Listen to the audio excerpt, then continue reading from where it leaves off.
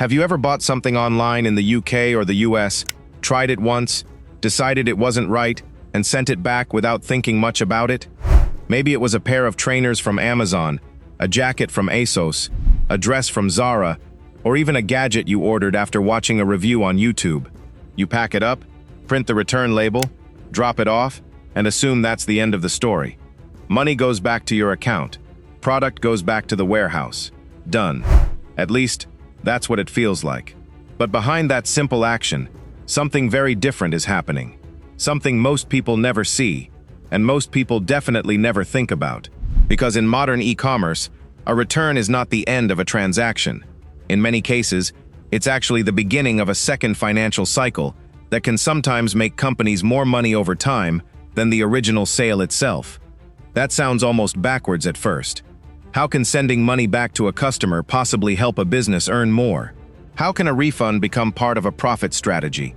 The answer lies in how large online companies in the UK, the US, and globally have completely redesigned the way returns work, turning what looks like a loss into a system that recovers value, generates data, and even increases future sales. Let's start with the obvious assumption most people have. You buy something online, it doesn't fit, or it doesn't look the way you expected. You return it. The company refunds you. The item goes back to a warehouse. End of story. But in reality, that returned product enters a highly optimized industrial system designed to squeeze value out of every possible stage.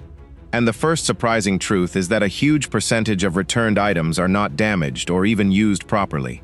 In fashion especially, many returns in the UK and US come back in near-perfect condition. People try on clothes for a few minutes, check the fit in a mirror, maybe take a photo, and send them back. From a business point of view, that is not waste. That is recoverable inventory. So what happens next is not random. These items are inspected, sorted, and often re-entered into the supply chain. Many are repackaged and sold again as new. Others are moved to discounted sections or outlet channels. Some are bundled and sold in bulk to secondary markets. In other words, a single item can generate multiple revenue opportunities. It might be sold first at full price to a customer in London or New York, then returned, then resold again at full price to someone else who never knows it was returned. Or it might go through a discounted channel and still generate partial revenue. Scale this across millions of returns every month, across Amazon, ASOS, Walmart, Target, and countless other retailers, and suddenly returns are not just a cost. They are part of a large recycling engine of inventory and revenue recovery. But the financial side is only part of the story, because returns also produce something even more valuable than the product itself: data. Every return is a piece of feedback, whether the customer writes a review or not. If a customer in Manchester returns a shirt because the sizing is too small, that data gets recorded. If shoppers in California consistently return a sneaker model because it feels uncomfortable, that pattern gets flagged. If a product sold in New York is frequently returned because it looks different in real life, that becomes a signal for marketing and design teams. Now imagine this at scale.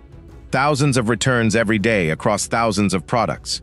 Suddenly, companies are not guessing what went wrong. They know. And that information feeds directly into business decisions. Sizing charts get adjusted. Product descriptions get rewritten. Marketing photos get updated. Even entire product lines can be redesigned or discontinued based on return patterns. In finance terms, this is equivalent to risk analysis. A company is constantly learning which investments are underperforming and adjusting its strategy in real time. So while a return looks like a loss on the surface, it often improves future profitability by reducing uncertainty and mistakes. But the system goes even deeper than that, because returns also influence human behavior in a very powerful way. Think about how you feel when you see free returns on a website like Amazon, ASOS, or Nordstrom in the US. It removes hesitation. You think, if it doesn't work, I can just send it back. That small psychological shift changes everything. It reduces risk in your mind. And when risk feels lower, people buy more. They order 2 sizes instead of 1. They try different colors. They add extra items, just in case. They complete purchases they might have otherwise abandoned. This is where returns become a sales tool, not just a service. Because companies understand something very important about consumer behavior. Hesitation kills conversions. If a customer is unsure, they don't buy. But if the return process feels easy, they are far more likely to click Buy Now. So paradoxically, the easier and more generous the return policy, the higher the overall sales volume tends to be. In other words, companies are not losing money by offering returns. They are unlocking more purchases. And this is especially powerful in industries like fashion and electronics in the UK and US, where return rates are naturally high, but average order values are also significant. But the system does not stop there. Not all returned goods are treated the same way. Some items go straight back into stock. Some are sent to outlet stores like TJ Maxx or TK Maxx in the UK. Some are sold in liquidation markets. Some are bundled and exported to other regions where demand is different. A returned item in London might eventually be sold in Eastern Europe or the Middle East. A product returned in Los Angeles might end up in a discount warehouse in another state.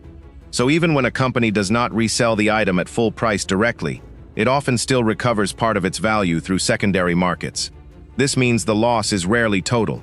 It is reduced, distributed, and partially recovered across multiple channels. Now step back and look at the full system. A single product can generate value multiple times. First, when it is sold at full price. Then again, if it is resold after a return. Then again, through discounted or bulk channels. And finally, through the data it produces, which improves future sales, reduces mistakes, and increases conversion rates. This is why large e-commerce companies do not see returns as failure. They see them as part of the financial ecosystem. And there is another hidden benefit that rarely gets discussed. Returns improve logistics and operations. When companies process millions of returns, they learn exactly where inefficiencies exist. They discover which products are damaged in transit, which packaging fails, which warehouses need better sorting systems, and which suppliers are causing quality issues. Over time, this reduces operational costs, improves delivery systems, and strengthens supply chain efficiency. Even advertising becomes smarter, because return data shows which marketing messages attract the wrong customers. If a product is heavily returned by a certain type of buyer, companies can adjust targeting and reduce wasted ad spend. This is where returns connect directly to finance again. Better targeting means lower customer acquisition costs. Fewer wasted ads means higher profit margins. Improved product accuracy means fewer refunds in the future. So a return is not just a refund event. It is feedback that optimizes the entire financial system of a business. Now here is the emotional twist most customers never consider. Many people feel guilty when they return items, as if they are hurting the company. But large retailers in the UK and US already account for returns in their pricing models. They build expected return rates into their cost structures. It is not an unexpected loss. It is a calculated part of doing business. In fact, in industries like fashion e-commerce, return rates are so normal that they are treated like shipping costs or packaging costs. They are expected, measured, and optimized.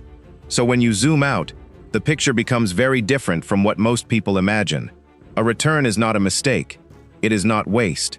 It is not the end of a sale. It is part of a loop where products can generate revenue multiple times, where customer behavior is influenced by risk-free shopping psychology, where data improves future profitability, and where even losses are partially recovered through secondary markets. And all of this happens quietly, in the background, every single day, across millions of transactions in the UK, the US, and around the world. So the next time you see free returns on an online store, it might feel like a simple customer-friendly feature, but behind it is a carefully engineered financial system designed to increase sales, reduce risk, improve efficiency, and recover value at multiple stages of the product lifecycle. It is both a benefit to the customer and a strategic advantage to the business. And once you see that, it becomes hard to unsee. Because what looks like a refund is often not an ending at all. It is just another step in a much bigger economic cycle.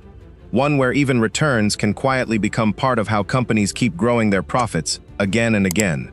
Subscribe for more economic deep dives on industries, technologies, and global trends. New videos are coming soon, so stay tuned here.